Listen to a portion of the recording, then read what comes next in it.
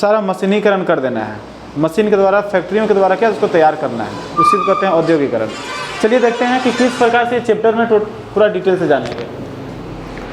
औद्योगिकरण का क्या फ़ायदा है, क्या लॉस है, ये कहाँ पर स्टार्ट हुआ है, कैसे हुआ, टोटल एक एक करके हम जानकारी। सबसे पहले हम लोग छोटा क्वेश्चन से जानते हैं, ठीक है। पहला क्वेश्चन है क्वेश्चन नंबर 1, बोला जा रहा है यहाँ पे कि 19वीं सदी में किस देश में उद्योगपतियों द्वारा मशीनों का प्रयोग किया जाता था। तो 19वीं सदी में किस देश में सबसे पहले उद्योगपतियों, उद्योगपति किसको कहेंगे, फैक्ट्री के जो मालिक होता है ना जी, उद्योग का जो स्थापना करता है उसको उद्योगपति कहेंगे, है ना।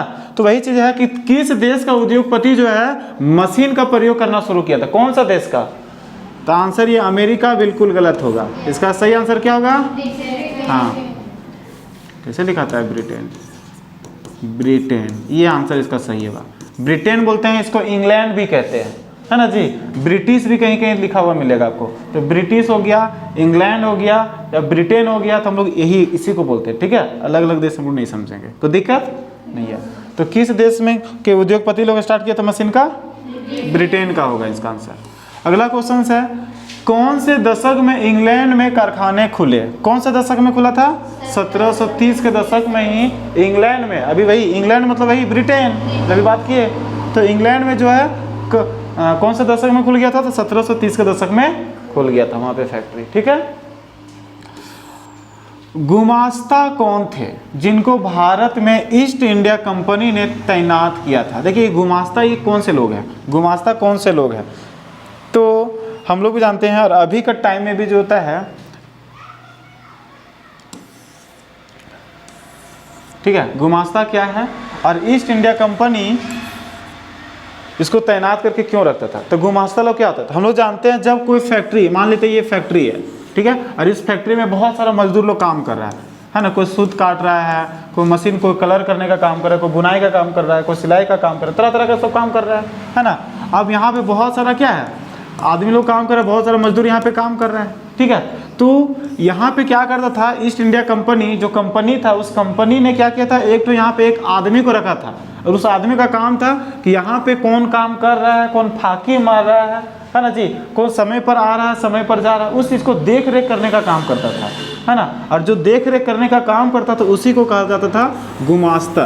क्या कहा जाता था, गुमास्ता। तो वही चीज़ था, ये कौन थे, तो वहाँ पे देख रेख करने वाला आदमी था कि फैक्ट्रियों में जो काम करने वाले आदमी लोग रहते थे, मजदूर लोग रहता था, उन लोगों को देख रेख करना ही क्या कहलाता था, गुमास्ता। उसी के लिए एक आदमी रख दिया गया था ताकि वो बढ़िया से काम कर सके, ठीक है।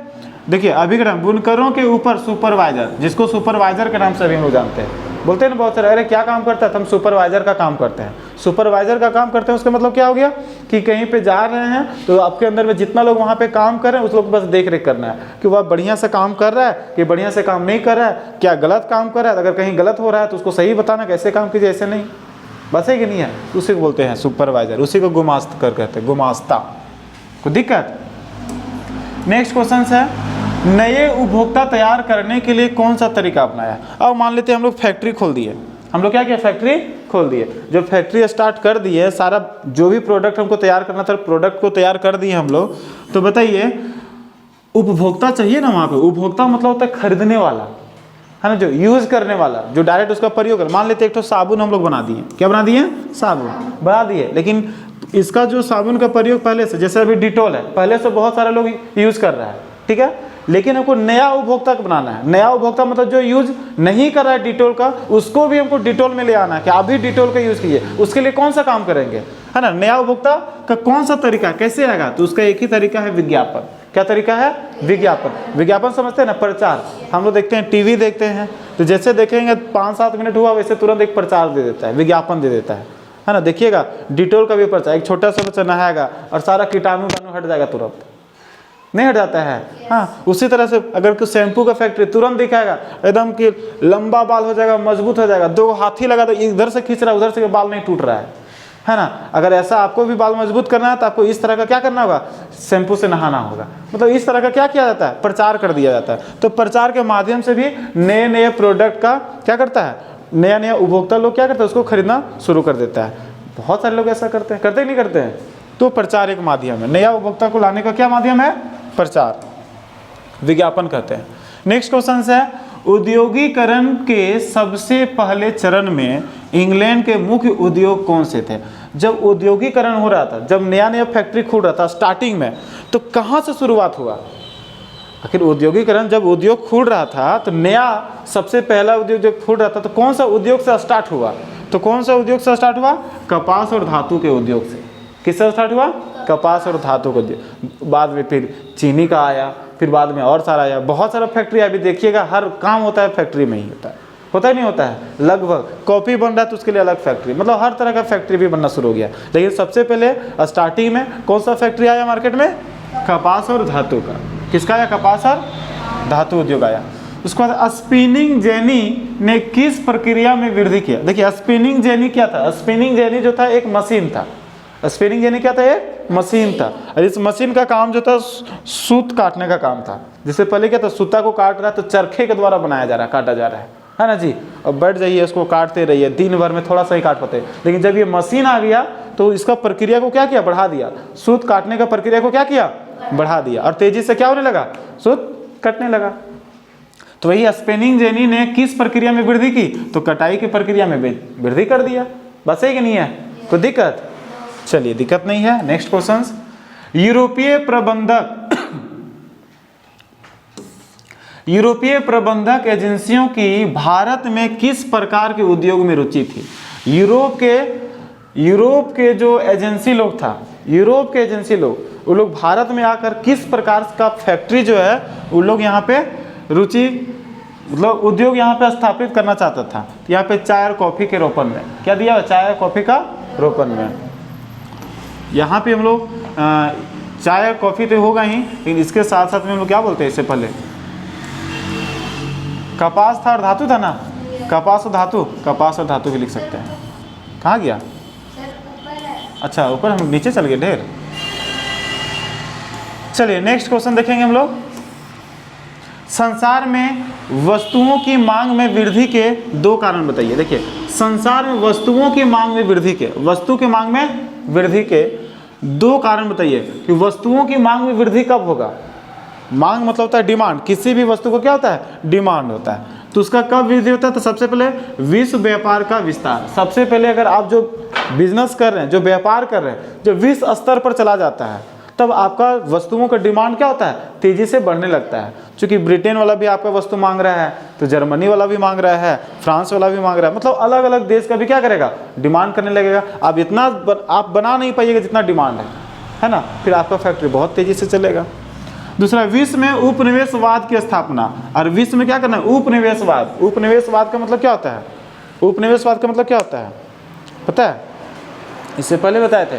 उपनिवेशवाद का मतलब होता है जब कोई देश दूसरे देश से लोग यहाँ पर आकर और खुद ही यहाँ पे शासन करना शुरू कर देगा तो उसको बोलते हैं उपनिवेशवाद। जैसे हम लोग क्या कहता, अंग्रेज लोग आया था, इंग्लैंड से आया था और यहाँ पे आया, फिर व्यापार करने के लिए आया था, फिर धीरे धीरे क्या किया था? पूरा भारत को गुलाम कर लिया था, है ना जी। तो हमारा उपनिवेशवाद हो गया वो, बात है कि नहीं है? तो उसी को उपनिवेशवाद कहते हैं। तो विश्व में उपनिवेशवाद की स्थापना। तो विश्व में जब उपनिवेशवाद की जब स्थापना होता है, मतलब एक देश दूसरे देश को जब कब्जा करता है तो कोशिश करता है वहाँ से सारा यहाँ पर ले आए। तो उस स्तर पर बहुत सारा फैक्ट्री खोल लेगा और कोशिश करेगा वहाँ से जितना ज़्यादा प्रोडक्शन करें और सारा सारा मार्केट में हम बेचें और ज़्यादा से ज़्यादा लाभ कमाएं। सबका यही रीजन रहता है, ज़्यादा से ज़्यादा लाभ कमाएं। ये आंसर हम लोग लिखेंगे। तो संसार में वस्तुओं की मांग में वृद्धि के दो कारण क्या क्या लिखेंगे? पहले लिखेंगे विश्व व्यापार का विस्तार और दूसरा लिखेंगे विश्व में उपनिवेशिक की स्थापना। अगला क्वेश्चन है, शहरी उत्पादक उत्पादन को कैसे नियंत्रित करते थे? देखिए शहरी उत्पादक मतलब शहर में जो प्रोडक्शन होता है, उत्पादन होता है, उसको कैसे नियंत्रण करना है? शहर में जो प्रोडक्शन होता है, जो उत्पादन होता है, उसको नियंत्रण कैसे होता है? तो सौदागर किसानों को ऋण देते थे। तो उसमें सौदागर जो था वो किसानों को क्या करता था? ऋण देता। सौदागर लोग क्या करता था? किसान लोग को ऋण दे दिया, बहुत सारा पैसा दे दिया कि जाओ तुम यहाँ पे, और वहाँ पे होता था पहले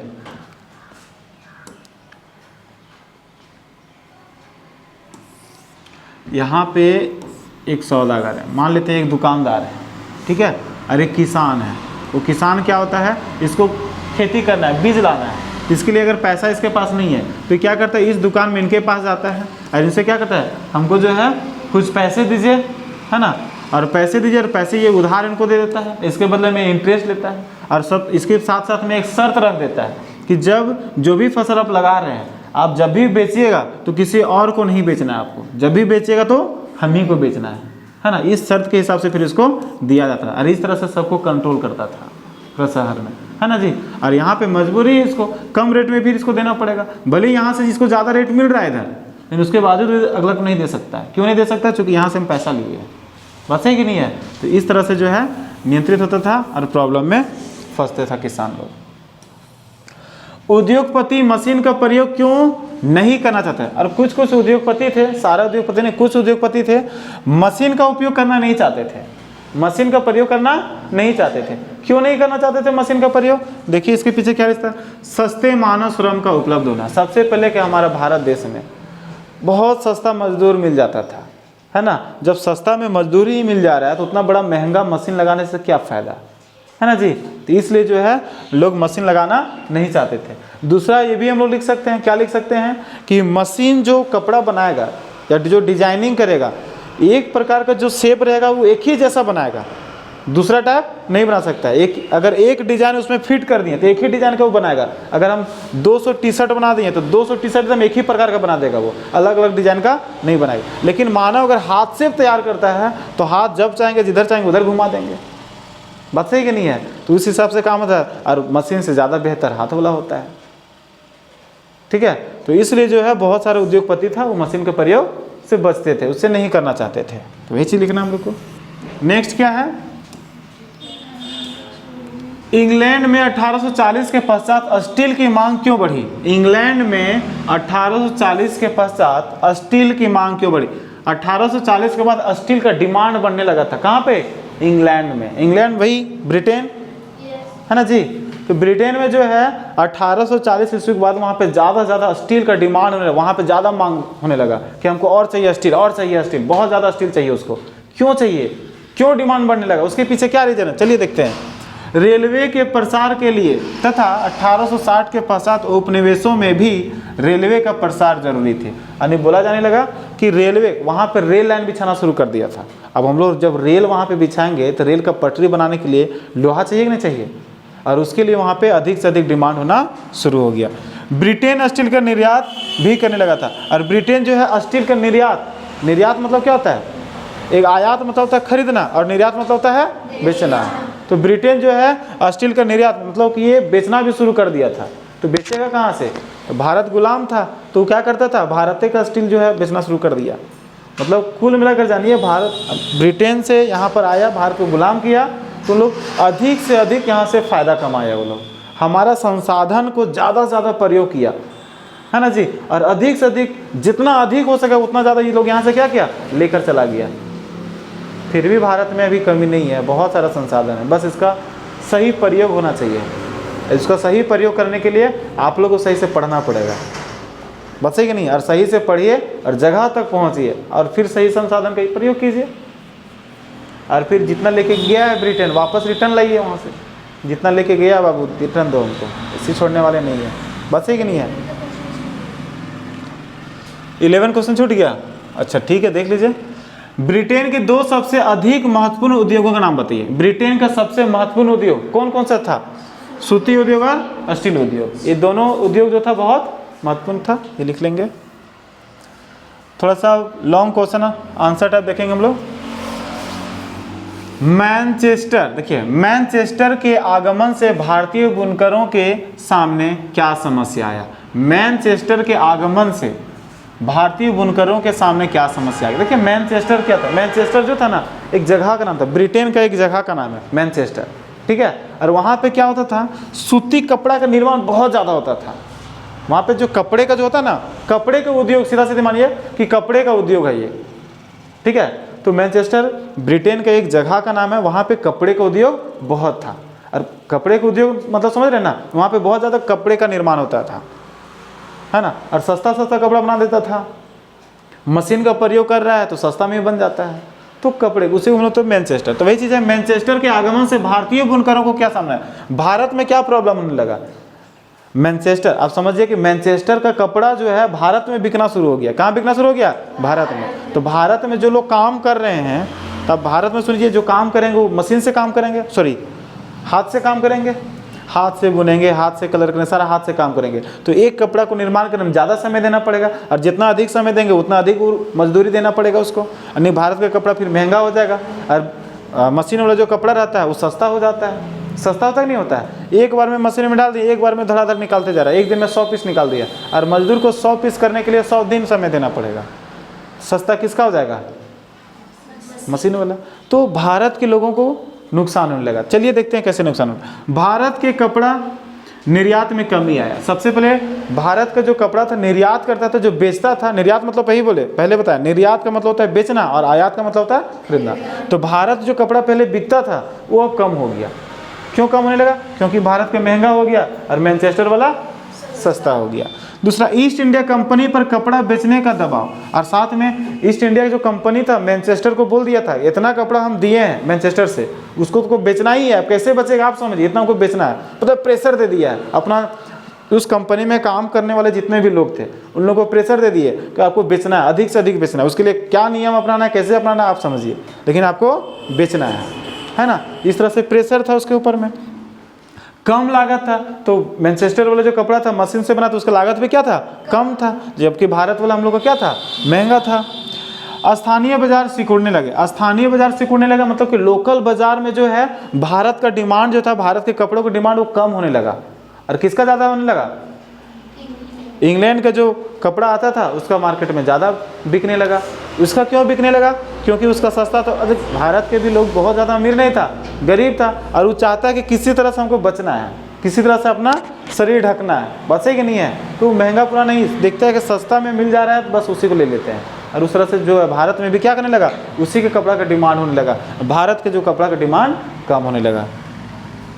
अच्छी कपास ना मिलना, और साथ साथ में अच्छा कपास भी नहीं मिलना। अच्छा कपास अंग्रेज लोग को यहाँ से सीधा लेके चल जाता था, है ना जी। और इस तरह से भारत को क्या हुआ, मैनचेस्टर के आने के बाद भारत के बुनकरों को सामने इस तरह का समस्या उत्पन्न होना शुरू हो गया। कोई दिक्कत? Next question. प्रथम विश्व युद्ध के समय भारत के औद्योगिक उत्पादन बढ़ने का क्या कारण था? अब प्रथम विश्व युद्ध हो रहा था, प्रथम विश्व युद्ध, बताइए कब से कब हो रहा था जी? हाँ हाँ जी,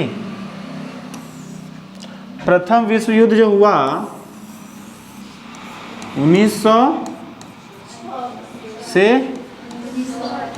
1918, है ना जी। किसके किसके बीच में होता पता है? एक था धुरी राष्ट्र और एक था मित्र राष्ट्र। मित्र राष्ट्र, मित्र राष्ट्र में कौन था? मित्र राष्ट्र। इसके अंतर्गत जो था वो था, क्या बोलते हैं, फ्रांस था। कौन था? रूस था, फ्रांस था, और यही था एक ब्रिटेन, है ना, ब्रिटेन। ये तीनों एक तरफ था। ये तीनों क्या था? एक तरफ था। और एक तरफ तो धुरी राष्ट्र। क्या था? धुरी राष्ट्र। और धुरी राष्ट्र की तरफ कौन कौन था? तो इसके तरफ से था जर्मनी, जर्मनी था, और दूसरा था इटली। इटली ऐसे लिखाता है, ऊपर बिंदी नहीं रहता है ना, ऊपर वाला रहता है क्या? नहीं रहता है। इटली, इटली हो गया। और तीसरा जो था जापान था। कौन था? जापान था। ये प्रथम विश्व युद्ध हो रहा था ना, तो यही सब था, तो आपस में युद्ध हो रहा था। चलिए खैर सब युद्ध करे, उससे दिक्कत नहीं है। दिक्कत यहाँ पर ये है, जब युद्ध हो रहा था उस समय भारत का औद्योगिक उत्पादन बढ़ने लगा। जब दुनिया लड़ रहा था, जब दुनिया आपस में क्या हो रहा था? लड़ रहा था। ये लोग इसके साथ और ये लोग इसके साथ आपस में जब लड़ रहा था, तो उस टाइम भारत को फायदा हो रहा था। उस टाइम भारत को क्या हो रहा था? फायदा हो रहा था। बोलते ही नहीं बोलते हैं, जब दो लड़ेगा तो तीसरा को क्या होगा? बात सही कि नहीं है? तो उसी तरह से भारत बीच में फायदा उठा लिया हम लोग तो फायदा उठा लें। हम लोग तो वही चाहते हैं, जकरे लड़ना लड़ो ना, हमको क्या है, लड़ते जाइए जितना लड़ना है, पूरा दुनिया तबाही। लेकिन हम लोग एक मानवता के हिसाब से बोलेंगे कि लड़ाई नहीं होना चाहिए। मानवता के हिसाब से बोलेंगे कि नहीं बोलेंगे? बिल्कुल बोलेंगे। लेकिन आप फिर भी लड़ रहा है, हम लोग तो बोलेंगे ही कि लड़ना नहीं चाहिए, मत लड़िए, लड़ने से नुकसान होगा। हम लोग तो प्रयास करेंगे समझाने का, बस है कि नहीं है। तो वही चीज़ें हम लोग कोशिश करेंगे, नहीं तो फिर फ़ायदा तो उठाएंगे बाबू, है ना। और फ़ायदा हम लोग उठाएंगे तो जानबूझकर फ़ायदा नहीं उठाएंगे। देखिए फ़ायदा किस तरह से भारत को हुआ। जब प्रथम विश्व युद्ध जब चल रहा था तो उस समय भारत को किस तरह से फ़ायदा हुआ, किस तरह से जो है यहाँ का उत्पादन बढ़ने लगा, भारत में उत्पादन बढ़ने लगा। देखिए अंग्रेजों के युद्ध संबंधित आवश्यकताओं को पूरा करने के लिए नई फैक्ट्रियाँ स्थापित की गई। सबसे पहले यहाँ पे अंग्रेज लोग, देखिए ब्रिटेन कहाँ गया, ये ब्रिटेन है, ब्रिटेन है। ब्रिटेन हमारे देश को गुलाम करके रखा था कि नहीं रखा था? 1947 में ना हमारा देश आज़ाद हुआ। कब आज़ाद हुआ? 1947 में आज़ाद हुआ हमारा देश। इससे पहले हम लोग बात कर रहे हैं 1914 से 1918 के बीच का बात कर रहे हैं। उस टाइम तो हमारा देश क्या था? गुलामी था। किसका? ब्रिटेन का।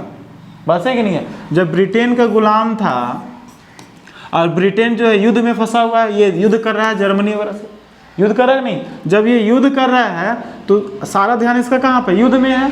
तो भारत पर ध्यान रहेगा कि भारत को कैसे गुलामी बना के रखना है कंटिन्यू। कुछ तो कुछ ध्यान तो हटेगा यहाँ से, नहीं हटेगा? हटेगा। तो वही चीज़ है। तो सबसे पहले जब अंग्रेजों ने युद्ध से संबंधित आवश्यक वस्तुओं, जो आवश्यकताओं को पूरा करने के लिए नई नई फैक्ट्री बनाना शुरू कर दी। और जब युद्ध में फंस गया ये यहाँ पर, तो यहाँ पे युद्ध करने के लिए बहुत सारा सामान चाहिए, गोली चाहिए, बंदूक चाहिए, बारूद चाहिए। उसके लिए बनाने के लिए क्या बोलते हैं झोपड़ी बनाने के लिए तिरपाल चाहिए, जूता चाहिए, चाहिए नहीं चाहिए, ड्रेस कोड चाहिए, बहुत सारा सामान चाहिए उसको लड़ने के लिए। अब ये अकेले ब्रिटेन से तो संभव है नहीं कि वहाँ पे तुरंत इतना प्रोडक्शन करे कि युद्ध कर सके। इसके लिए वो क्या किया? भारत में नया नया फैक्ट्री बनाना शुरू कर दिया कि हम लोग से नहीं होगा, भारत में प्रोडक्शन कराओ, जितना ज़्यादा हो सकता है भारत में और भारत से फिर युद्ध करो। बस है कि नहीं है? इस तरह से तो भारत में फैक्ट्री खुल रहा है तो फायदा हो रहा है कि नहीं हो रहा है? तो प्रोडक्शन हो रहा है नहीं, उत्पादन बढ़ा। और देखिए वर्दी के कपड़े, देखिए अभी बात हो चुका है, वर्दी के कपड़े, टेंट, चमड़े के जूते आदि सामान बनाने के लिए, मतलब ये सारा सामान बनाने के लिए भारत में एकदम बड़ा बड़ा फैक्ट्री खुलना शुरू हो गया। जबकि युद्ध कौन कर रहा है? ब्रिटेन कर रहा है जर्मनी के साथ में, है ना जी। मतलब ये धुरी राष्ट्र के साथ में ये लोग लड़ रहा है। तो वहाँ पे अपने सिपाहियों को, फौजियों को देने के लिए जो है सब सामान चाहिए, तो उसके लिए यहाँ पे फैक्ट्री बनाना शुरू कर दिया गया भारत में। नए मजदूर काम पर लगा दिए गए। और जितना भी अब फैक्ट्री यहाँ पे जब खुलेगा, जब भारत में फैक्ट्री खुलेगा तो नया नया मजदूर भी आएगा काम करने के लिए। तो बहुत सारे मजदूर को जो काम पे लगा दिया। जो मजदूर खाली बैठा रहता था, काम नहीं मिलता था, उन लोग जब नया फैक्ट्री खुलने से वहाँ पे काम करना भी शुरू कर दिया। काम करने का समय बढ़ा दिया गया और साथ में वहाँ पे बोला गया कि काम जो करना है ये 8 घंटा की ड्यूटी तो 8 घंटा मत कीजिए, या 5 घंटा की ड्यूटी 5 घंटा नहीं कीजिए, जितना अधिक काम कीजिएगा उतना ज़्यादा पेमेंट मिलेगा, है ना। इसलिए डबल ट्रिपल एकदम काम करने का समय भी बढ़ा दिया गया। और इस तरह से भारत को क्या हो गया? फायदा हो गया। इसलिए दुनिया क्या कर रहा है? लड़ रहा है। और भारत में नया नया प्रोडक्शन हो रहा है, नया नया फैक्ट्री खोल रहा है। इसके पीछे भी रीजन है। बात सही कि नहीं है? तो दिक्कत समझ में आई? चलिए समझ में आ गया। नेक्स्ट क्वेश्चन आगे क्यों बढ़ते हैं हम लोग? अगला क्वेश्चन में बढ़ा जाए? नहीं बोलते हैं? बोला कीजिए तब ना हमको समझ में आएगा कि आप लोग को समझ में आ रहा है। देखिए 1930 की महामंदी के कारण को लिखिए। 1930 में महामंदी के कारण, महामंदी का क्या कारण था? चलिए देखिए, प्रथम विश्व युद्ध के बाद निर्यात घटा। प्रथम विश्व युद्ध के बाद क्या हो गया? निर्यात घटा। निर्यात घटा मतलब प्रथम विश्व युद्ध खत्म हो गया, है ना जी। जब खत्म हो गया तो क्या हो गया? निर्यात घटने लगा। क्या घटने लगा? निर्यात मतलब कि जो यहाँ से ज़्यादा बिकता था वो कम होने लगा। दूसरा, अमेरिकी पूंजीपतियों द्वारा यूरोपीय देशों के लिए कर्जे बंद कर दिए। अब अमेरिका का जो बड़े बड़े पूंजीपति था, अमीर लोग वहाँ के जो था, वो लोग जो है यूरोपियन देशों का क्या करने लगा? जो कर्ज देता था पहले, वो कर्ज देना बंद कर दिया। यूरोपियन देशों को जो कर्ज देता था वो कर्ज देना बंद कर दिया। यूरोपियन देशों मतलब कौन? फ्रांस हो गया, जर्मनी हो गया, है ना जी, इटली हो गया, मतलब एक साथ है सब, ठीक है। मतलब देखिएगा वर्ल्ड मैप बाद में दिखाएंगे, ठीक है। तो यूरोप में रहने वाले जितना भी देश था उन लोगों को क्या करने लगा? कर्ज देना बंद कर दिया। कर्ज देना बंद कर दिया। चलिए आगे देखते हैं और क्या काम हुआ। कृषि में अति उत्पादन। कृषि में अति आवश्यक, किसानों के जो सामान था वो आवश्यकता से अधिक प्रोडक्शन हो गया। उद्योगों में मशीनीकरण, और उद्योग जो था, फैक्ट्री जो था, वो क्या था? मशीनीकरण हो गया, मतलब मशीन के द्वारा काम करना शुरू कर दिया गया, ठीक है। सबसे पहले जान लीजिए, ये तो हम लोग पढ़ लिए कि महामंदी के क्या कारण था, महामंदी का क्या कारण था। इतना सारा कारण है महामंदी का, है ना जी। महामंदी का इतना सारा कारण है कि उत्पादन घट गया, है ना जी। और क्या हो गया, अमेरिका में जो है देना बंद कर दिया, कर्ज देना बंद कर दिया यूरोपीय देशों को। कृषि का उत्पादन जो है अति उत्पादन होने लगा, और मशीनों उद्योग में क्या ना मशीनीकरण होने लगा। तो बताइए, समझिए, सबसे पहले बताइए कि महामंदी ये है क्या, पहले इसको समझिए तब ये समझ में आएगा। इसे समझ में नहीं आया होगा, आया क्या, नहीं आया। महामंदी का मतलब होता है जब कोई चीज को आवश्यकता से अधिक मात्रा में प्रोडक्शन कर देंगे, उत्पादन कर देंगे, आवश्यकता से अधिक मात्रा में उत्पादन कर देंगे, है ना, तो उसका वैल्यू क्या हो जाएगा, घट जाएगा, खत्म हो जाएगा। देखते नहीं है टमाटर का जब सीजन आता है, इतना टमाटर का प्रोडक्शन होता है, इतना टमाटर का प्रोडक्शन होता है, इतना हो जाता है, इतना हो जाता है कि कोई खरीदने वाला नहीं रहता है। कितना खरीदेगा जी, मेरे यहाँ खुद 5 केजी इतना प्रोडक्शन है कि हम गए हैं 10 रुपये का 5 केजी दे दिए, ले लिए हम। आपके यहाँ हो गया, आपके यहाँ सब ले लिए हैं, फिर भी मार्केट में बहुत सारा टमाटर है, तो टमाटर कौन खरीदेगा, खुद आपका घर में, फिर जाइए खरीदने के लिए, नहीं खरीदिएगा। उसी तरह से मशीनी वाला सामान जो था, मान लेते हैं कपड़ा, ठीक है, मान लेते हैं जीन्स, इतना सारा जीन्स का प्रोडक्शन हो गया, इतना सारा हो गया, इतना सारा बना दिया कि बिकना बंद हो गया। बिकना क्यों बंद हो गया, क्योंकि ऑलरेडी सबके पास अवेलेबल है, आपके पास है, आपके पास, सबके पास 3-3 4-4 सेट रखा हुआ है, फिर नया खरीदने के लिए जाइएगा, नहीं जाइएगा। तो वही चीज़ है कि आवश्यकता से अधिक मात्रा में उत्पादन कर देना, ये क्या कहलाया, महामंदी। क्या कहलाया, महामंदी। अरे अमेरिका से ही तो शुरुआत हुआ था। जब आवश्यकता से अधिक मात्रा में जब शुरुआत हो गया तो लोगों ने क्या हुआ, तो जितना फैक्ट्री बंद हो गया, चूँकि कोई खरीद नहीं रहा है, जब कोई खरीदेगा नहीं तो फिर प्रोडक्शन करे, फिर बनाएगा नया, वो नहीं बनाएगा। अब फैक्ट्री में काम करने वाले जो लोग था, वो लोग क्या हो गया, फैक्ट्री में काम करने वाले लोग बेरोजगार हो गया, बात है कि नहीं है। और जब जो बैंक से लोन ले लिया था ना, वो बैंक में जमा नहीं कर पा रहा था। अरे फैक्ट्री चलेगा तभी जमा करेगा, बिकेगा सामान तब ना जमा करेगा, वो नहीं जमा करने लगा, यानी समझिए बैंक पूरा तरह से तबाह हो गया। उसका असर भारत में भी दिखा, है ना जी। भारत भी इससे बच नहीं पाया था, क्योंकि वहाँ तक जितना भी महामंदी फैला था, धीरे धीरे भारत तक भी फैला था। तो वहाँ पे सब लोग क्या हो गया, दिवालिया घोषित हो गया था, क्योंकि किसी को काम ही नहीं मिल रहा था, किसी को काम मिल ही नहीं रहा था। और जो काम भी करता था, कुछ मजदूर लोग फैक्ट्री में जाकर, फैक्ट्री में आदमी की जगह पे मजदूर लगा दिए हैं, सॉरी मजदूर की जगह पे हम मशीन लगा दिए हैं। क्या लगा दिए हैं, मशीन लगा दिए हैं। और मशीन लगा दिए हैं तो मशीन वहाँ पे काम कर रहा है, क्या काम कर रहा है, मशीन काम कर रहा है, तो और लोग बेरोजगार हो गया। इस तरह से बहुत सारा परेशानी हुआ था, किसका, महामंदी का, तो दिक्कत। नेक्स्ट क्वेश्चन, नए सौदागारों का उद्घाटन में क्या लिख रहे हैं, नए सौदागारों का शहरों में व्यापार स्थापित करना कठिन क्यों था।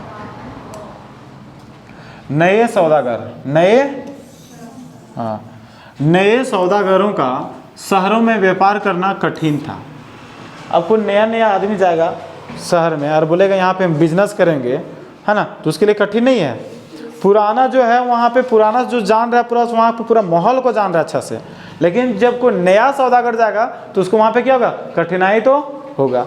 क्यों कठिन था, देखिए, शहरों में उत्पादकों के संगठन और गिल्ड काफ़ी शक्तिशाली था। सबसे पहले वहाँ पे जो नया नया जाएगा वहाँ पे, तो उसको सबसे पहले सामना करना पड़ेगा उत्पादकों का एक संगठन, मतलब जितना लोग रहता था ना वहाँ पे, सबका एक संगठन रहता था। वही संगठन को गिल्ड भी कहते हैं, वही संगठन को क्या कहते हैं, गिल्ड कहते हैं। जैसे फैक्ट्री खोल रहे हैं, क्या खोल रहे हैं, फैक्ट्री, तो उससे पहले भी तो बहुत सारा फैक्ट्री होगा, तो जितना सारा फैक्ट्री लोग हैं सबका एक संगठन बना हुआ है। किसी, अगर मान लेते हैं गवर्नमेंट एक कानून बनाएगा, सारा फैक्ट्रियों में इतना सारा टैक्स देना पड़ेगा, तो वहाँ पर उस स्थिति में क्या होगा, सबको नुकसान होगा, सबको लगेगा इतना ज़्यादा टैक्स देना पड़ेगा। तो इसलिए जितना भी संगठित रहेगा तो वहाँ पर सबको एक साथ आंदोलन में उतर जाता है ना जी, कि नहीं इसको टैक्स को कम करो, ये हमारे लिए नुकसान है, तरह तरह की बात करता है। तो वही चीज़ होता है कि जब नया को आदमी जाएगा तो उसको भी तो वहाँ से परमिशन लेना पड़ेगा संगठन से, कि हम यहाँ पे खोलने जाए, हमको भी शामिल किया जाए संगठन में। तो उसके लिए भी कुछ नियम होगा, विधि होगा। अब सबको मिलकर उसको एक्सेप्ट करेगा कि नहीं करेगा, परेशानी हो सकता है, नहीं हो सकता है। इसीलिए बोलते हैं कि नए लोग जो भी जाता था उनको शहरों में व्यापार करने में कठिनाई होता था। तो सबसे पहले वहाँ पे संगठन जो गिल्ड होता था वो काफ़ी शक्तिशाली था, बहुत मजबूत था, और उसके साथ भिड़ना मुश्किल नहीं, नामुमकिन था। कारीगर को प्रशिक्षित देते थे। देखिए कारीगरों को प्रशिक्षण देते थे। जितना भी कारीगर था, कारीगर मतलब काम करने वाले लोग जितने भी थे, उन लोग काम पर रखेंगे तो उससे पहले उसको क्या करेंगे, सिखाएंगे तभी तो रखेंगे। जिस तरह से हमको काम करवाना है उस हिसाब से पहले उसको बताना पड़ेगा। ऐसा थोड़ी कि वो घर से सीखा हुआ आया है, ऐसा होता है क्या? नहीं आता है। उसको पहले ट्रेनिंग दिया जाता है, प्रशिक्षित किया जाता है उसको, उसके बाद फिर काम पर रखा जाता है। तो मजदूरों को पहले काम किया जाता था, उसको प्रशिक्षण दिया जाता है। उसके बाद उत्पादकों पर नियंत्रण रखते थे। उत्पादक जो प्रोडक्शन कर उस पर भी कंट्रोल रखता है, कहीं सामान को बहुत ज़्यादा गड़बड़ तो नहीं कर रहा है, बर्बाद तो नहीं कर दे रहा है, या फिर कहीं किसी तरह से कोई घोटाला तो नहीं कर रहा है ना, उस पर भी जो है नियंत्रण रखना होता था। नए लोगों को अपने व्यवसाय में आने से रोकते थे, और लोग चाहते थे कि जो नया लोग इसमें अब ना जुड़े। देखिए अभी जो है जूता का दुकान आपका भी है, अगला आदमी की जूता का दुकान है, ठीक है। ऐसे मार्केट में जो है कंपटीशन है जूता, यहाँ भी खरीदने जाके यहाँ भी खरीदने जाए, दो ऑप्शन है। एक नया आदमी और यहाँ पे जूता की दुकान खोल देगा तो वहाँ पे क्या हो जाएगा, आदमी इतना है कुछ वहाँ पे चलने लगा, इसके पास कम हो जाएगा, इसके पास कम, इसके पास जाएगा, एक और खोल देगा तो कंपटीशन ज़्यादा बढ़ जाएगा। तो मान लेते हैं अभी चारों लोग क्या करेगा, चारों एक संगठन बना लेगा, चारों ना जी, चारों संगठन बनेगा। अब हम लोग किसी को खोलने नहीं देंगे दुकान, है ना जी। अब संगठन बन गया। अब संगठन यहाँ पे एक नंबर बोल दिया कि अगर इस क्षेत्र में अगर कोई दुकान खोलेगा तो उससे पहले हम लोग से यहाँ से इस संगठन से परमिशन लेना पड़ेगा, है ना, नहीं तो तीनों एक तरफ रहेगा और उसको तबाह कर देगा। ये करेगा नहीं करेगा, इसलिए वहाँ पे संगठन किया। उसी को गिल्ड कहते हैं, उसी को क्या कहते हैं, गिल्ड कहते हैं या संगठन कहते हैं, ठीक है। ताकि अब इस जगह पर कोई नया आदमी जाएगा जूता का दुकान खोलने के लिए तो सबको क्या होगा, परेशानी होगा कि नहीं होगा। सबसे पहले यहाँ से सबसे मिलना पड़ेगा। अब क्या गारंटी लोग परमिशन देगा यहाँ पे, अगर परमिशन देगा तो उससे पहले इससे कुछ अलग से डोनेशन मांगेगा, क्या करेगा, है ना। इस तरह से बहुत सारा परेशानी होता था, कोई दिक्कत। चलिए नेक्स्ट क्वेश्चन देखते हैं।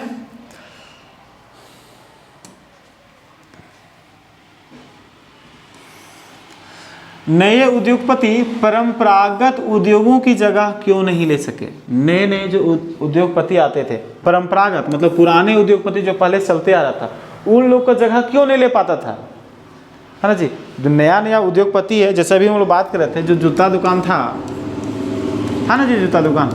अब यहाँ पे ये लोग पुराना खिलाड़ी है, पुराना जान रहा है लोग, ठीक है, किस तरह से मार्केट में डिमांड है, किसको किस तरह से पसंद है वो है। अरे तो नया दुकान खोलेगा, इसको पता नहीं है कि मार्केट में किस तरह का डिमांड है, अपने जाएगा दुकान से कुछ भी ले आएगा उठा के। अब वहाँ पे कस्टमर से कैसे बात करना है, कैसे उसको पसंद करवाना है, इसको तो नया नया इसको पता नहीं है, इसको क्या है पहले से पता है। तो वही क्वेश्चन है कि पुराने का जगह नया वाला नहीं ले पाता है, क्यों नहीं ले पाता है, उसके पीछे क्या कारण है। चलिए देखिए क्यों नहीं ले पाता है।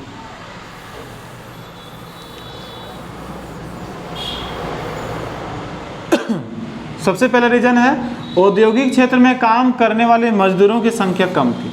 सबसे पहले जितना भी मजदूर की संख्या था, उद्योग में काम करने वाले मजदूरों की संख्या क्या थी, कम था। मजदूर तो बहुत है, लेकिन जिस तरह का मजदूर हमको चाहिए उस तरह का मजदूर बहुत कम है ना जी। देखिए अभी जाएंगे हॉस्पिटल चौक यहाँ पे सामने, तो हम लोग बहुत सारा मिल जाएगा, बहुत सारा मजदूर मिल जाएगा, लेकिन हमको जिस तरह का मजदूर चाहिए, हमको चाहिए ड्राइवर, है ना। जब ढूंढेंगे तो बोले नहीं हम प्लास्टर करने जानते हैं, हम ये करने जानते हैं, वो करने जानते हैं, ड्राइवर मिल ही नहीं रहा है। बात सही कि नहीं है, बहुत कम है। तो उसी प्रकार से होता है, मजदूर तो बहुत है, लेकिन फैक्ट्रियों में काम करने वाले, जो हमको काम कराना है, उस काम को करने वाले लोगों की संख्या क्या था, कम था। सबसे पहले यहाँ परेशानी होता है। दूसरा, औद्योगिकीय बदलाव की गति धीमी थी। साथ में उद्योगों में जो बदलाव था वो बहुत कम बदलाव किया जाता था, बहुत ज़्यादा बदलाव नहीं किया जाता था। कपड़ा उद्योग एक गतिशील उद्योग था। कपड़ा उद्योग क्या था, एक गतिशील उद्योग। गतिशील उद्योग का मतलब क्या हो गया कि हमेशा वो परिवर्तन करने वाला था। कपड़ा वाला उद्योग है गतिशील, मतलब हमेशा चलती रहता है। आज हमें बनाया, कल उसको बेच दिए, परसों वहाँ बेच दिए, है ना। एक ही डिजाइन का कपड़ा चलता है मार्केट में। एक प्रकार के अगर कपड़ा आप पहन लिए तो दूसरा कपड़ा वैसा नहीं खरीदिएगा, है, इसको पहन चुके हैं हम, है ना जी।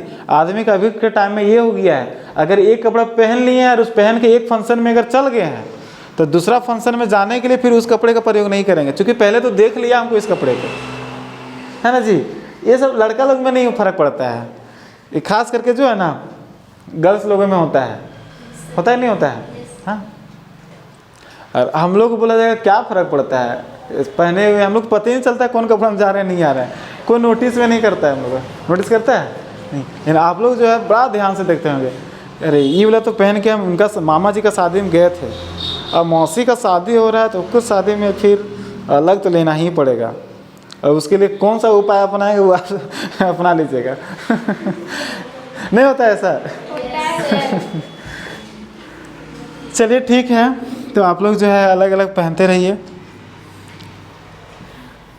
तो अभी यहाँ पे क्या है कि कहाँ था हम लोग, कपड़ा उद्योग एक गतिशील उद्योग है। कपड़ा उद्योग क्या है, गतिशील उद्योग है। हमेशा क्या होता है, परिवर्तन होते रहता है। प्रौद्योगिकी काफ़ी महंगी थी, लेकिन इसका जो उद्योग था वो क्या रहता था, महंगा होता था। उत्पादन का एक बड़ा भाग कारखानों की बजाय गृह उद्योग से पूरा होता था। अब बहुत सारा जो है प्रोडक्शन जो होता था फैक्ट्री में भी, देखिए फैक्ट्री में सारा काम करना संभव नहीं है, इसलिए वहाँ पे क्या था, घरों में भी जो है कुछ कुछ काम को बोल दिया जाता था। ऐसा कीजिए, जैसे एक एग्जाम्पल, अगर कपड़ा ही बन रहा है तो बोल दिया गया आपको सूत काटना है, क्या करना है, सूता काटना है। किसी बोल दिया आपको रंगाई का काम करना है, किसी को जो है बुनाई का काम करना है। तो ऐसा कीजिए कि आप यहाँ पे बुन रहे हैं, ठीक है, आप घर में भी अपना बुनिए और यहाँ पे आकर हमको क्या कीजिए, दीजिए। आपको बुनने के लिए जो है इतना पैसा आपको मिलेगा। तो घर में लोग घर बैठे भी बहुत सारा काम करते हैं, है ना जी, ताकि काम उसका बहुत ज़्यादा हो और तेज़ी से हो जाए। यही सब लिखना है हम लोग कि नए उद्योग परंपरागत उद्योगों की जगह क्यों नहीं ले सकता है, क्योंकि सबसे पहले उस तरह का मजदूर जैसा चाहिए वैसा नहीं मिलता है। दूसरा कि प्रौद्योगिकी में जो बदलाव होता है बहुत कम बदलाव देखने को मिलता है। कपड़ा उद्योग में गतिशील है, कब कौन सा नया डिमांड हो जाए, है ना जी, इस पर जो नॉलेज नहीं रहता है। नया आदमी आएगा तो उसको, इसलिए उत्पादन का एक बड़ा भाग किस तरह से हमको काम करवाना है ये उसको नॉलेज नहीं रहता है, इसलिए नए लोगों को जो है परंपरागत उद्योगों की जगह नहीं ले सकता है। कोई दिक्कत? अगला क्वेश्चन,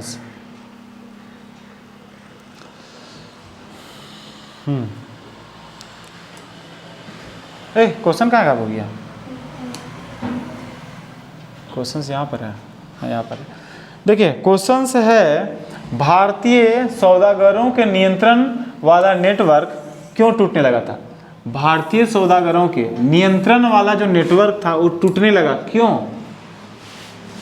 सौदागर लोग पहले क्या था, नियंत्रण करके रखता था। इससे पहले बताएं आप लोग कि ये किसान है, क्या एक किसान है और इसके यहाँ पे सॉरी ये सौदागर है, किसान को ऋण देता था और फिर इसको शर्त भी बुलवा देता था कि यहाँ पे जब भी सामान को बेचेगा तो फिर मेरे यहाँ बेचना होगा, जो भी फसल का उत्पादन कीजिएगा, है ना। लेकिन इस तरह के जो नियंत्रण करके रखता था वो नियंत्रण अब टूटने लगा था।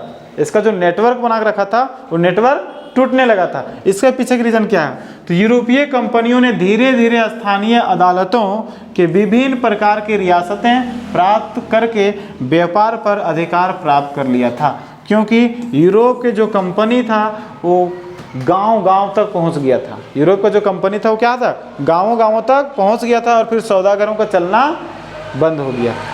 बात सही ना जी, पहला रीजन। दूसरा है बाद में व्यापार पर एकाधिकार प्राप्त कर लिया और बाद में यूरोप के जो कंपनी था वो एकाधिकार मतलब अपने अधिकार में ले लिया, ये सिर्फ हम ही कर सकते हैं और कोई नहीं कर सकता है। तो पूरा व्यापार को क्या किया, अपने अधिकार में ले लिया। ठीक है, अगला नंबर में क्या है, सूरत और हुगली के बंदरगाहों पर व्यापार घटने लगा था। सूरत और हुगली ये दोनों बंदरगाह, बंदरगाह का मतलब समझते हैं? बंदरगाह का मतलब क्या होता है, नहीं जानते हैं? देखिए बंदरगाह का, देखिए इधर पूरा पूरा पानी पानी है, इधर है ना जी जल, तो जहाँ पर हवाई जहाज रुकता है उसको बोलते हैं हवाई अड्डा, जहाँ पे स्टेशन रहता है। जहाँ पे बस का स्टेशन है उसको वो क्या बोलते हैं, बस स्टेशन बोलते हैं। जहाँ पे ट्रेन रुकती है वहाँ पे बोलते हैं रेलवे स्टेशन। उसी तरह से जहाँ पे पानी जहाज रुकता है और पानी जहाज जहाँ से निकलता है तो उसी का स्टेशन को क्या कहेंगे, बंदरगाह कहते हैं। क्या कहते हैं, बंदरगाह कहते हैं, है ना। जहाँ पे पानी का जहाज क्या करता है, पानी जहाज रुकती है, वहाँ पे सामान लोडिंग होगा, फिर वहाँ से लेके जाएगा, फिर दूसरी जगह अनलोडिंग होगा, होता नहीं होता है, उसी को हम लोग बंदरगाह कहते हैं। उसी को क्या कहते हैं, बंदरगाह कहते हैं।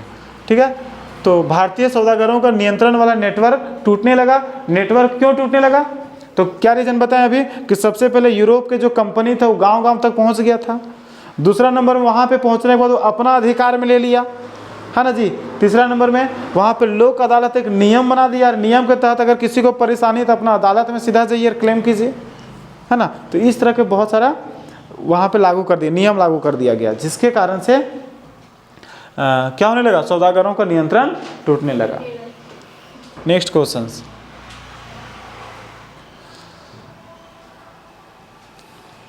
चलिए ये क्वेश्चन है, ये भी बहुत इंपॉर्टेंट क्वेश्चन है, इसको याद रखिएगा, ठीक है। ईस्ट इंडिया कंपनी ने भारत में बुनकरों पर क्या लिखा हुआ है, निगरानी रखने के लिए गुमास्तों को नियुक्त क्यों किया था। गुमास्तों इससे पहले चर्चा कर चुके हैं, इससे पहले इस पर चर्चा में सुपरवाइजर है ना, क्यों रखता था। क्वेश्चन है, ईस्ट इंडिया कंपनी ने भारत में बुनकरों पर निगरानी रखने के लिए गुमास्तों को नियुक्ति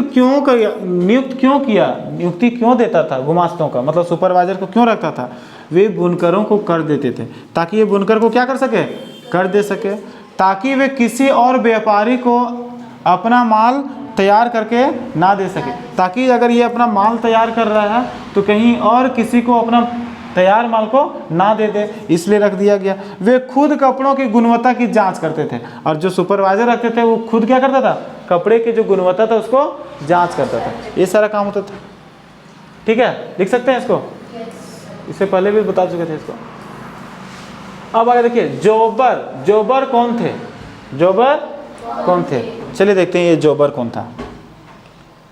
चलिए जोबर कौन थे, नई कारखाना प्रणाली में उनकी क्या स्थिति थी, है ना। देखिए उद्योगपतियों ने मजदूरों की भर्ती के लिए जोबर रखा, क्या रखा, जोबर कोई पुराना विश्वस्त कर्मचारी होता था। जोबर किसको कहते थे, अगर ये कंपनी है तो इस कंपनी में स्टार्टिंग से कोई जो पुराना कर्मचारी है, मतलब पुराना आदमी है।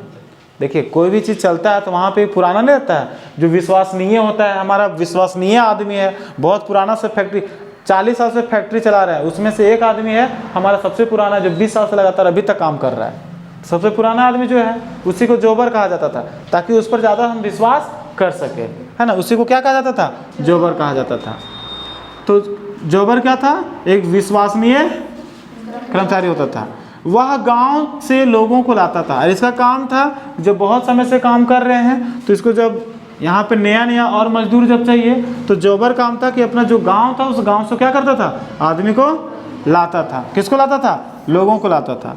काम का भरोसा देता था और शहर में बसने के लिए मदद देता था। और जोबर का काम था कि गाँव से जिसको हम लेकर आए हैं उसको बसने के लिए जगह दें, है ना। और उसको बोलता था आओ ना यहाँ पे, आपको किसी तरह से दिक्कत नहीं होने देंगे, काम हम दिलवाएंगे आपको, है ना। जैसे हमारा भी झारखंड के बहुत सारे लोग हैं, बिहार के, उत्तर प्रदेश के बहुत सारे लोग क्या करते हैं, कोई मुंबई चले जाते हैं, कोई और कहीं चले जाते हैं, जाते नहीं जाते हैं, कोई गुजरात जाते हैं, और फिर बिहार से कोई झारखंड आते हैं, मतलब दूसरे जगह पे जाते हैं। तो वहाँ पे क्या करते हैं, जब जाने से पहले कॉन्टैक्ट फ़ोन लगाते हैं, वहाँ पे जगह खाली हम आवें तो बोलते अच्छा तू आ जाओ, हम यहाँ पे तुमको एक जगह देंगे और यहाँ पे ये काम करना है, बोलते नहीं बोलते ऐसा। और इस प्रकार से जॉबर का काम हुआ करता था कि वहाँ पे अपना फैक्ट्री में गांव से लोगों को लाना, उसको वहाँ पे रहने के लिए जगह देना, है ना, और काम करने के लिए उसको मदद करना, इस तरह का काम करता था। कौन करता था ऐसा काम, जॉबर। समझ में आया जॉबर कौन था, हाँ। जॉबर मदद के बदले पैसे व तोहफों की मांग करने लगा।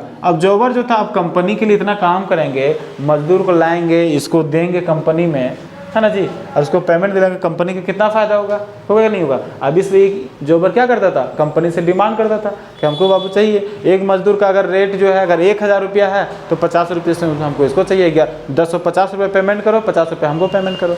मतलब एक मजदूर देंगे तो एक मजदूर का 100 रुपया, एक मजदूर का 200 रुपये, इस तरह से वो कमा लेता था।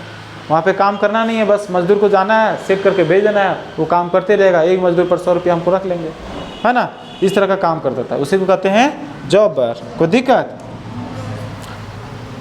अगला क्वेश्चन,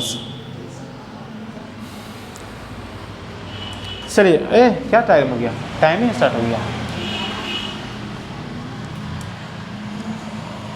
देखिए ये भी बहुत अच्छा इंपॉर्टेंट क्वेश्चन है, याद हो जाएगा तुरंत। ब्रिटिश निर्माताओं ने विज्ञापनों की मदद से भारतीय व्यापार पर किस प्रकार कब्जा किया।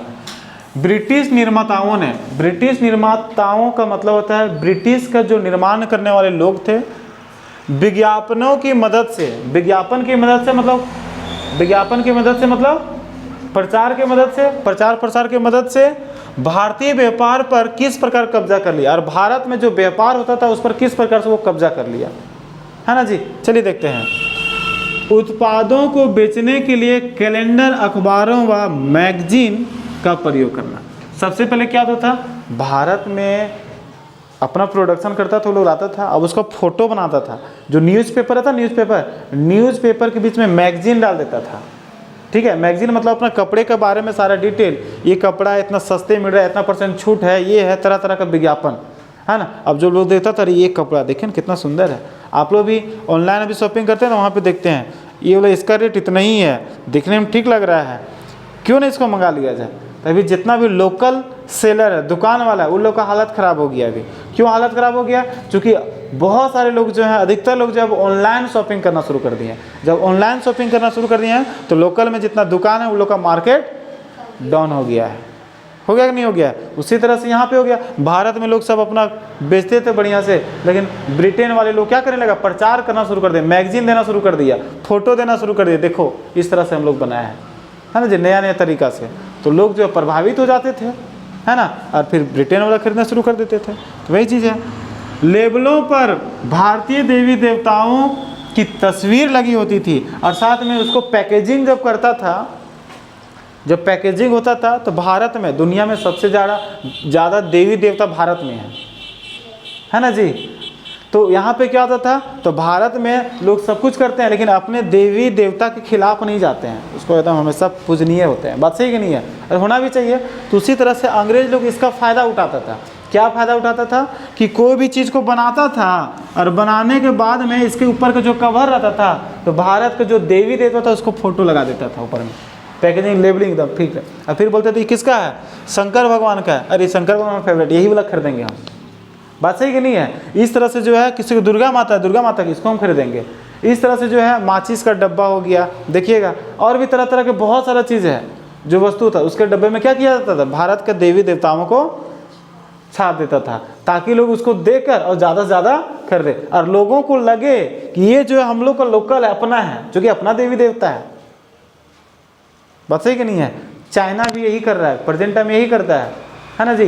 कोई भी चीज़ बनाता है और भारत का जो है देवी देवता, फिर भारत का जो लोकल चीज़ होता है उसका फोटो लगाता है, ताकि लोगों को लगेगा कि ये भारत का है ना जी, और हम लोग को लगेगा कि हम लोग का अपना है। इस तरह का दिमाग लगाता था, और हम लोग भारत के लोग जो उसको समझ नहीं पाते थे।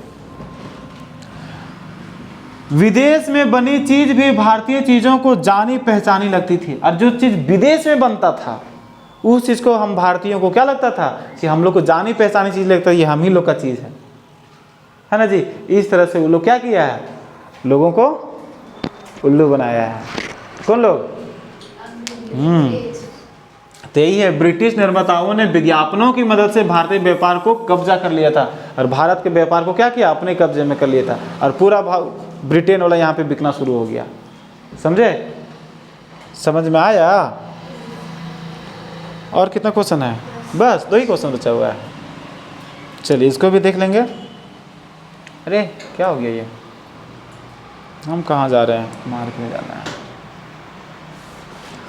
चलिए आगे देखिए, बाजार से श्रम की बहुतायत से, बाजार से श्रम की बहुतायत से श्रमिकों का जीवन कैसे प्रभावित हुआ, श्रमिकों की जीवन कैसे प्रभावित हुआ, किससे, बाजार से श्रम की बहुतायत से, श्रम की बहुतायत से श्रमिकों का जीवन कैसे प्रभावित हुआ, किस तरह श्रमिक जीवन, जो श्रमिकों का, जो मजदूरों का जीवन जो किस तरह से प्रभावित हो। देखिए, शहर में नौकरी की संभावनाओं की खबर सुनते ही श्रमिक शहरों की तरफ दौड़ पड़े।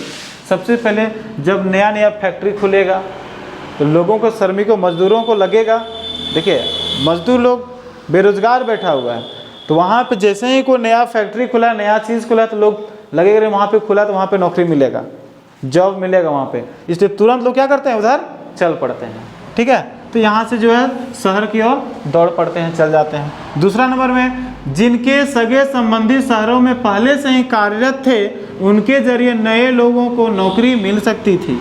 अब यहाँ पे मान लेते हैं, यहाँ पे कहाँ गया, दिल्ली में मान लेते हैं बहुत बड़ा क्या था, फैक्ट्री खुल गया। क्या खुल गया है, फैक्ट्री। अब यहाँ पे हम लोग झारखंड हो गए हम लोग, यहाँ पे हम लोग, बात सही कि नहीं है। हमारे गोतिया भाई बिहार में, ये सभी हम लोग का गोतिया ही है ना जी, सब हम लोग आपसे में मान लेते हैं। ठीक है, अब यहाँ से मान लेते हैं अगर हम लोग यहाँ पे जाना है, क्या करना है, यहाँ पे जाना है, दिल्ली जाना है, तो क्या करेंगे, सुनेंगे कि यहाँ पे फैक्ट्री खुला है और यहाँ काम कर रहा है, तो हम लोग क्या करेंगे, यहाँ से धड़ से चल जाएंगे यहाँ पे। लेकिन यहाँ पे हम लोग को फायदा कब मिलेगा, जब पहले से कोई आदमी दिल्ली में, हमारा अपना आदमी कोई पहले से दिल्ली में होगा, तो उसमें हम लोग बेनिफिट हो जाएगा, फायदा हो जाएगा। क्या बेनिफिट हो जाएगा कि सबसे पहले यहाँ से हम जाएंगे तो वहाँ पर रहने का सबसे पहले सुविधा मिल जाएगा हमको, कम से कम अपने साथ तो रखेगा। उसके बाद जाकर यहाँ पे कंपनी में बात करेंगे कि हम काम करना चाहते हैं, बस एक नहीं है। लेकिन यहाँ पे किसी का कोई है ही नहीं, अगर कोई अनजान आदमी जाएगा वहाँ पे तो सबसे पहले क्या होगा, तुरंत जॉब मिलेगा, मुश्किल है। इसको यहाँ पे रात बिताना पड़ेगी। जो पुल रहता है ना, पुल जानते हैं, पुल इस तरह का पुल रहता है ना, इस तरह का पुल, तो पुलवा के अंदर अपना रात गुजारना पड़ता है सो के। क्या करेगा, कहाँ जाएगा, किसके घर चल जाएगा, जगह कहीं नहीं रहेगा सोने के लिए, तो क्या करता है, पुल के अंदर जाकर वहीं पे किसी तरह से रहता है। मूवी वगैरह में देखे होंगे आप लोग, देखते हैं ऐसा कि पुल वगैरह के नीचे क्या होता है, सोया हुआ है। जहाँ दिन होगा तो फिर नौकरी के तलाश में ढूंढते रहेगा। मतलब 1-2 सप्ताह तो जो इस तरह का ज़िंदगी बिताना पड़ता था, जो जिनका कोई वहाँ पे संगीत सहपाठी या फिर जो है दोस्त वगैरह को नहीं रहते थे, उन लोग के साथ में ऐसा होता था, है ना। और जब रहेंगे वहाँ पे तो उन लोग अपने साथ में रखते थे और साथ में जाकर उसको जॉब तुरंत दिलवा देते थे, ठीक है। तो वही चीज़ है यहाँ पे कि जिनके संगे, देखिए, सगे संबंधी शहरों में पहले से कार्यरत थे, उनके जरिए नए लोग को नौकरी मिल सकती थी, और पहले से है तो उसको नौकरी जल्दी मिल जाएगा। जिसका शहरों में कोई नहीं था, वे हफ्तों भर प्रतीक्षा करते थे तथा पुलों के नीचे या रेन बेसरों में रात गुजारते थे। मतलब इसी तरह से क्या बोलते हैं, रास्तों में, सड़कों में, गलियों में उसी तरह से बिताना पड़ जाता था, जिनका वहाँ पे कोई नहीं रहता था, समझे। जैसे अभी यहाँ से चल जाएंगे, गुजरात में हमारा अभी कोई नहीं है ना जी, और गुजरात हम अगर चल जाएंगे यहाँ से तो क्या होगा, कहाँ पे अपना जीवन बिताएंगे। तो पहले के टाइम में और अभी के टाइम में बहुत अंतर हो गया है। अभी वहाँ पे रहने के लिए एक से एक होटल मिल जाएगा। अरे क्या दिक्कत है, कोई नहीं है तो खाली वहाँ पे पैसा चाहिए। अरे तो मजदूर है, पैसा कहाँ से आएगा, बात सही कि नहीं है। तो वहाँ पे रहने के लिए देखना होगा। इसी तरह किसी तरह से अभी मंदिर वगैरह कहीं रहता है तो वहीं पर जाके अपना रात निकाल दिया जाता है, वही होता है। हाँ, फिर वहाँ पे जॉब के तलाश में जॉब ढूंढिए इधर उधर, फिर मिलेगा तो फिर जाना है। तो यही स्थिति था। लास्ट क्वेश्चन है इस चैप्टर का, ठीक है, ध्यान से देखेंगे। और यहीं पे जय हिंद जय भारत होगा हम लोग का। चलिए, क्वेश्चंस क्या है। 19वीं शताब्दी में यूरोप की उद्योगपति मशीनों की अपेक्षा हाथ से श्रम को अधिक पसंद क्यों करते थे। अब 19वीं सदी में क्या होने लगा कि अधिक सारा उद्योगपति लोग था जो मशीन से काम होता था, सो किसे, जो मशीन से काम होता था सो, और जो हाथ से बनता था सो। तो लोगों को जो पसंद था हाथ वाला था, मशीन वाला नहीं था। क्यों, इसके पीछे क्या रीजन था। सबसे पहले देखिए, ब्रिटेन में उद्योगपति को मानव श्रम की कोई कमी नहीं थी। मानव श्रम की कोई कमी नहीं था, मतलब बहुत सारे लोग बेरोजगार है, वहां से तो लोग मिल ही जा रहा है, कोई कमी था ही नहीं। दूसरा नंबर, वे मशीन इसलिए लगाना नहीं चाहते थे क्योंकि मशीनों के लिए अधिक पूंजी निवेश करनी पड़ती थी। दूसरा नंबर में है कि मशीन क्यों नहीं लगाना चाहता था, क्योंकि मशीन लगाने में पैसा बहुत ज़्यादा खर्च हो जाता था, इसलिए वो मशीन लगाना नहीं चाहते थे, ठीक है। और दूसरा नंबर में सस्ते मजदूर मिल जाते थे, इसलिए मशीन क्यों लगाएंगे, जब हमारा मजदूर से काम नहीं कर रहा तो मशीन क्यों लगाएंगे। दूसरा नियम, तीसरा क्या है, कुछ मौसमी उद्योगों के लिए वे उद्योगों में श्रमिकों द्वारा हाथ से काम करवाना अच्छा समझता था, और कुछ मौसम ऐसा हो जाता था वहाँ पे मजदूर के द्वारा ही काम होता था, मशीन काम नहीं करता है। जैसे बहुत ज़्यादा बरसात के समय में लाइन वगैरह नहीं रहेगा तो वहाँ पे मशीन चुपचाप बंद रहेगा, चलेगा क्या, नहीं चलेगा। उस स्थिति में हमको मजदूरी से काम कराना है, तो इसलिए भी बहुत सारे लोग क्या करता था, मजदूर से ही काम करता था, मशीन का प्रयोग नहीं करता था। और भी इसका क्या है, बाजार में देखिए अक्सर बारीक डिजाइन और खास आकारों वाली चीज़ों की मांग रहती थी जो हस्त कौशल पर निर्भर था। और बाजार में लोगों को जो डिमांड रहता है वो एक ही जैसा कपड़े का डिमांड नहीं रहता है ना जी। हर लोगों को अलग अलग कपड़ा चाहिए, अलग अलग पसंद का कपड़ा चाहिए नहीं चाहिए। आज इस कलर का पहने हैं, इस डिज़ाइन का पहने हैं, तो अब हमको नेक्स्ट बार हम जब खरीदेंगे तो इस टाइप को फिर नहीं खरीदेंगे, फिर अलग डिज़ाइन का चाहिए, अलग तरह का चाहिए कि नहीं चाहिए। तो इसलिए लोग कहते थे, लेकिन जब मशीन जब बनेगा तो सब एक ही कलर, एक ही डिज़ाइन, सब एक ही जैसा बन जाएगा, फिर लोगों को मार्केट में डिमांड रहेगा नहीं रहेगा। तो इसलिए जो है हाथ का प्रयोग लोगों को ज़्यादा पसंद आने लगा था। तो दिक्कत, हाँ, अब आप लोग क्या करना है, एक क्लास 10 का चैप्टर 4 एक साथ फिनिश हो गया। इसको आप लोग अच्छे से रिवीजन कर लेंगे, कहीं दिक्कत होगा तो वीडियो को फिर से देखेंगे, ठीक है। और भी कहीं दिक्कत होगा कोई क्वेश्चंस को समझने में तो कमेंट करके हमको ज़रूर बताइए, या फिर डायरेक्टली आप लोग यहाँ पे पूछ लीजिए, ठीक है। और अपने दोस्तों को ज़रूर भेजिए, लाइक भी कीजिए, सब्सक्राइब भी कीजिए। और सब्सक्राइब कीजिएगा ना, उसके बाद वहाँ पे एक घंटी दिखेगा, वो घंटी को क्या करना है, हाँ घंटी को बजाइए और फिर वहाँ पे ऑल का ऑप्शन तुरंत आ जाएगा, फिर ऑल में क्लिक कीजिएगा, ठीक है। इससे क्या हो जाएगा कि जब भी वीडियो इस तरह का डालेंगे ग्रुप में, मतलब यूट्यूब में जैसे ही डालेंगे तो उसका नोटिफिकेशन आपके पास चला जाएगा कि दूसरा चैप्टर का भी हमारे पास वीडियो आ चुका है। और आप लोग को जो वीडियो जाएगा सिर्फ SST का ही नहीं जाएगा, आपका साइंस का भी जाएगा, मैथ का भी जाएगा, तो जितना सब्जेक्ट है क्लास 10 का वो सारा जाएगा, 9 का भी है, सारा सब्जेक्ट का जाएगा, 11